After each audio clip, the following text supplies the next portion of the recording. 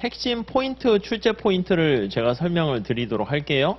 원래 이제 이게 핵심 정리에서 했던 건데, 핵심 정리 그 책, 조그만 책자 있잖아요. 그게 약간 여기 들어간 걸 업그레이드 한 건데, 뭐 크게 다르진 않습니다. 근데 그 책을 들고 다니면서 자꾸 봤으면 좋겠는데, 안 들고 다니면서 안 보는 거야. 그래가지고 아예 그냥 요 문제지가 좀 두꺼워지긴 한데 문제집 책에다 넣어놓긴 했거든요. 그래서 뭐 편하신 대로 하세요. 그래서 그게 출제 포인트니까 그거와 관련된 간단한 제가 설명을 다시 한번 드릴 거고요. 이걸 설명한 다음에 문제 양이 좀 많은 편이긴 해요. 근데 우리가 이 이론을 자꾸 듣는 것보다는 많은 문제를 반복해서 푸시는 게 좋거든요. 근데 제 개인적인 생각은 한 100문제를 5번 푸는 거랑 1000문제를 한 번 푸는 거랑 이렇게 봤을 때 한 100문제 핵심되는 문제를 여러 번 보시는 게 되게 중요해요. 차차 말씀드릴 텐데. 그래가지고 제가 풀어드리는 문제를요, 반복해서 복습을 해주세요. 여기서 복습이라는 것은 쉬는 시간에, 우리가 다시 한번 말씀드리겠지만, 쉬는 시간에 눈으로 그 문제 자체를 통으로 암기하세요. 그래서 원래 이제 좋은 방법은 아니지만 시험이라는 것은 제 생각에는 그래요. 그래서 자꾸 반복해서 훈련하는 거예요. 훈련해가지고 몸에 체화시키고 내가 풀 수 있는 문제랑 풀 수 없는 문제. 우리가 이제 이 시험이 늘 말씀드리는 것처럼 제한된 시간 내에서 문제를 풀어야 되는 거잖아요. 그러다 보니까 딱 보고 이거는 손대면 안 될 문제다.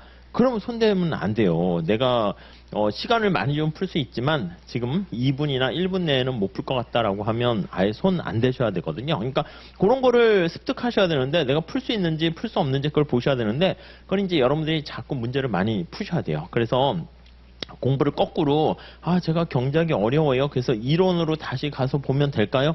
안 돼요. 아셨죠? 그러니까 문제를 보시면서 약간 기본서를 참고해서 그 파트를 보는 건 괜찮은데 복습을 자꾸 하셔서 문제를 거의 암기할 정도로 반복하시면 좋을 것 같습니다.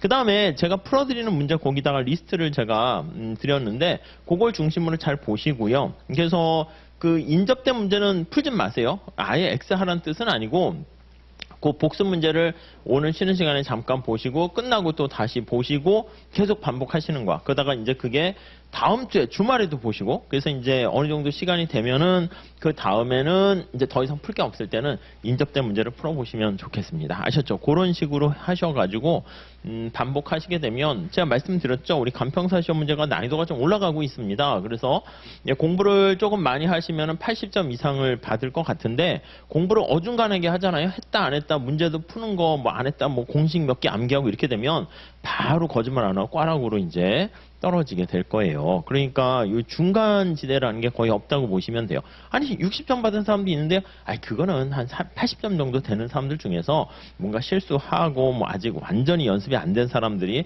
좀 이제 60점 정도 되고 조금만 하시게 되면 이 경계선상이 좀 맞추기가 오히려 어렵지 않을까 하는 생각이 들어요. 아셨죠? 네, 그렇게 보시면 되겠습니다. 중간에 뭐 용어 정리 같은 것도 넣어놨으니까 심심하면 그것도 좀 보시면서 이런 게 있었구나 라고 보시면 되겠어요.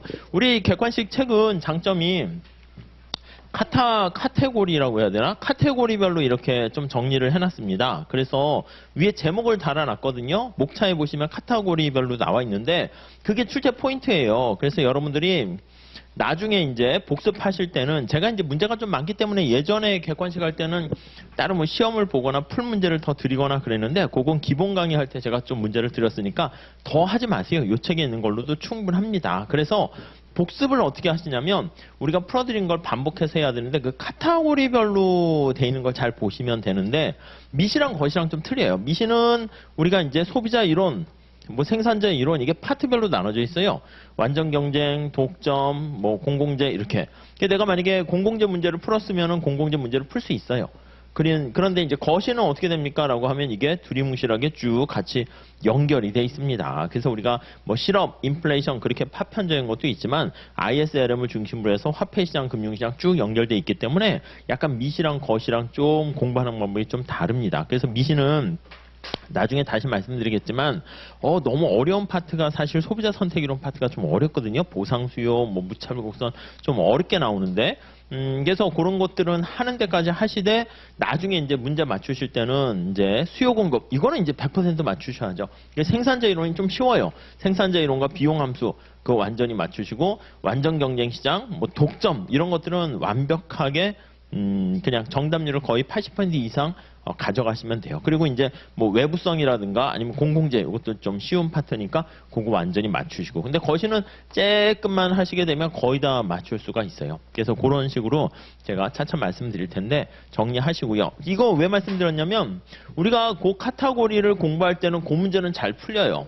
근데 이게 진도가 나가게 되면 앞에 게 이제 생각이 잘 안 납니다. 그래서 우리가 이제 객관식 할 때는 그 파트만 복습 잘 하셔도 되는데 나중에 객관식까지 끝난 다음에 1월이나 이거 복습하실 때는 카테고리별로 있잖아요. 거기서 한 문제씩 보세요. 1번 카테고리에서 한 문제, 2번 카테고리에서 한 문제, 뭐 생산자 이론 한 문제, 완전 경쟁 한 문제, 독점 한 문제 이런 식으로 해가지고 이렇게 보시면은 괜찮을 것 같아요. 물론 더 좋은 방법은 간평사 기출문제 한 5개년 정도 해가지고 5개년은 좀 많아 보이면 한 3개년 뭐 하셔도 되는데 그거를 하루에 20문제씩 이렇게 쫙 보시게 되면 전 범위를 다 다뤄서 해야 되는 거예요. 그건 차차 말씀드리도록 하겠습니다. 자, 이 정도 하고요.